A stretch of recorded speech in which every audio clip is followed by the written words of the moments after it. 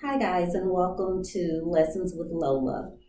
So, as promised, I'm bringing you content for my YouTube channel, and today I want to talk with you about the wounded life perspective. So, the wounded life perspective is a negatively skewed perspective or outlook on one's life. Think of it as pessimism on steroids. And when you have a wounded life perspective, you adopt the tendency to view all of your experiences through a negative lens. That means if you get caught in traffic in the morning, you may feel like the deck is stacked against you.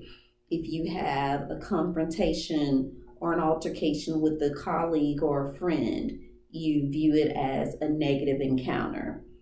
And it also means that you view past experiences as more negative than positive, and that you have difficulty taking ownership of powerful lessons that are learned from encountering negative things in our lifetime. And so I want to challenge you to really be able to start viewing the things that have happened to you in a different light.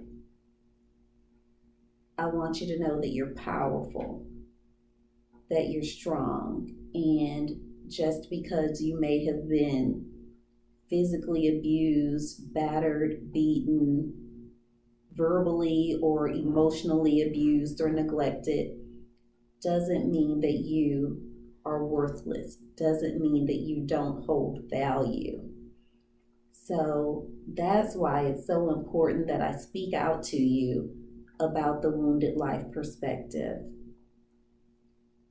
A person with the wounded life perspective is somewhat of a martyr, meaning that they go through life making sacrifices, experiencing trials and tribulations, but with very little expectation of any reciprocity or of any promotion in life. And sometimes you can go through so much from so early on in life that it routinely predisposes you to think that you don't deserve anything good, or that you are just here to serve in a negative capacity. But no, take your life experiences into account and try and glean something positive from them. For instance, maybe you're a person who has largely been on their own and you feel like a loner. You may feel like you don't belong anywhere. But what has your being a self-starter taught you? What has learning to walk strong, proud, and by yourself, what has that given you? You have to be able to look into your life and your experiences and know that you are given depth and perspective by those things, even if those things may be negative. Some of you out there right now may be without a job or underemployed and feeling underappreciated. But that doesn't mean that you stop giving your best. That doesn't mean that you stop doing whatever it is you're supposed to do in your place of work and also in your personal life. People that have a wounded life perspective routinely forget about what their heart's desire it is. And so that's why I always ask clients and patients, what's your heart's desire? Because oftentimes people go through life and they forget the dreams that they're connected to. Think back to when you were 4 years old, 7 years old. There were things that you wanted for your life, and you could see them so clearly at that point in time that you could almost touch them. But over time, you've lost sight of those dreams. You've lost sight of the promises within your heart. And so when you reconnect to your heart's desire, you may find that maybe you're an artist. Maybe you're a designer, a singer, a writer, and these are the things that truly bring you bliss, but you're stuck doing something that has nothing to do with what your heart's desire is. This is when you have to shift your perspective and you have to look at what you're doing right now in your life and know that it is purpose filled. It's purpose filled and it's directly tethered to your heart's desire. So, how can you take what it is you're doing right now and use it to help you fulfill your heart's desire? That's a task. So I want you to write down 3 things that the job you do daily, or the job that you don't have right now, 3 things that you're doing in your daily life. How can it help you reconnect to your heart's desire? And that reconnection can come about from a feeling that's with you every day. If every day when you wake up and get out of your bed, there's a deep sigh, or every day when you drive into the parking lot at work, you roll your eyes and have to take a deep breath and sit 10 minutes before you go inside, that feeling is trying to tell you something. And you have to say, self, capital S self, what are you trying to tell me? And then you have to listen and wait in the stillness for the response to come. Because the self may be trying to tell you that change is on the horizon, that you are uncomfortable, that multiple facets of you, the 1, the 2, and the 3, are uncomfortable. They're all splintered and they're waiting. They're waiting on integration. And that integration is what brings harmony.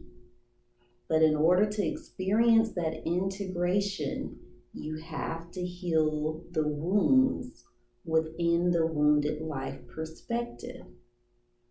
And you have to stop thinking in terms of what was done to me and start thinking in terms of what can I do for myself. Take back the power. Take back the power and know that oftentimes things that set out to hurt you, people that have set out to hurt you, they saw something in you. They saw the greatness within you before you could even see it in yourself. And they may have wanted to stop you from getting to it. And while that may be sad and disheartening, it's the truth. And so just because things have happened where you've experienced tragedy or failure, that doesn't mean that you are a failure or that you're tragic. It just means that circumstances were. But circumstances are like the shoreline on the beach, constantly and forever changing. Growing in some places, eroding in others, and all the while steadily moving and changing in every single second. And you're steadily moving and changing in every single second. You're becoming greater and greater and stronger and stronger.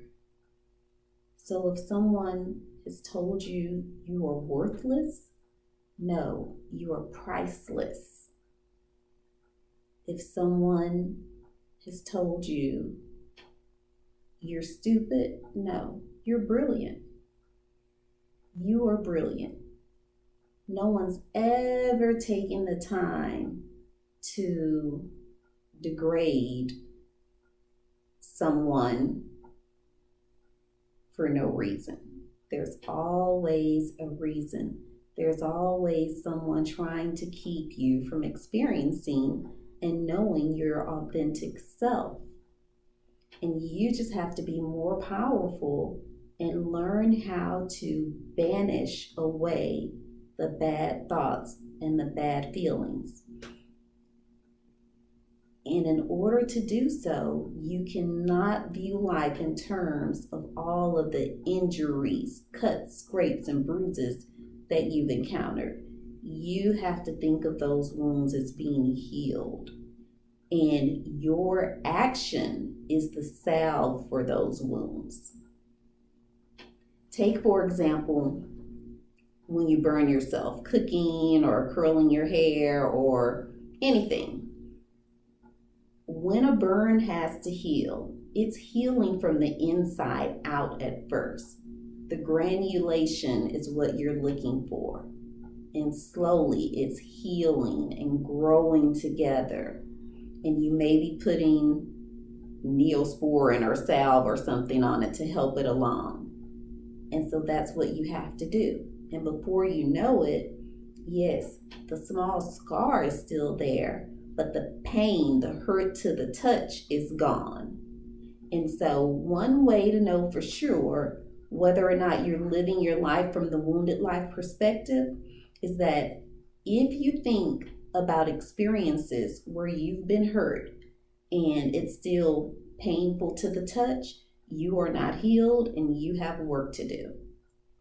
And if you do that work, I guarantee you that over time there will be less and less pain to the touch. And that's when you'll be triumphant over the pain. And you will be able to say, yes, I may have been abandoned as a child, but you know what? Maybe the person that abandoned me recognized that I may be better off with them out of my life than with them in my life. So know that if you're a person out there that grew up without a mother or without a father, no mom or dad is much better than bad mom or bad dad. Just talk to anyone who's had a bad mom or bad dad, and they will tell you that you are better off having not had that experience. So don't view yourself as abandoned. It's okay that you walked a road alone.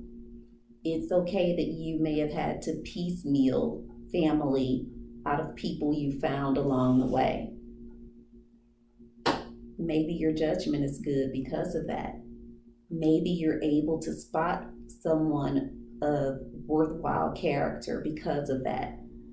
Maybe you've been able to develop expectations and criteria for the type of people that you allow into your life because of that. So maybe you're a winner. Maybe you're a warrior. There's no shame in saying, I did it by myself, or I didn't have anyone. That's okay. Be accepting of that. Maybe you're a person that has been taken advantage of over and over and over again. So now it's time for you to develop boundaries. And by boundaries, I don't mean emotional walls. I mean rules and expectations. A system of checks and balances that says, okay, after inspection, you've passed the test. Come on through. You can be allowed into this life that I'm creating and constructing for myself. And so remember, barriers keep out good and bad things alike, but boundaries are flexible. Boundaries are designed to keep out the bad, but to allow in the good. And healed wounds are things that you don't mind talking about. You can share the story of those battle scars, but you're not consistently transported to the battle again. And if you're a person that suffers from PTSD, I get it. I totally understand how it can be harder for you than most to fight the wounded life perspective, but you can. You just have to remind yourself of the lessons learned. 5 things. How did it impact me? How have I been shaped changed, or developed as a human being because of it? What can I teach others from what I've been through? How can I prevent what happened to me or what I've been through from happening to other people or from having them experience it? And number 5, how can I make the world a better place by the things that I've been through that skewed my perspective, but now I'm able to shift this perspective into something positive and something meaningful, and have people be able to carry forth in a way that shapes and changes not only their lives, but continually impacts my life. That's what we need to do. You are not what happened to you. You become what you choose. Take back your power. And thanks for watching with me today. Goodbye.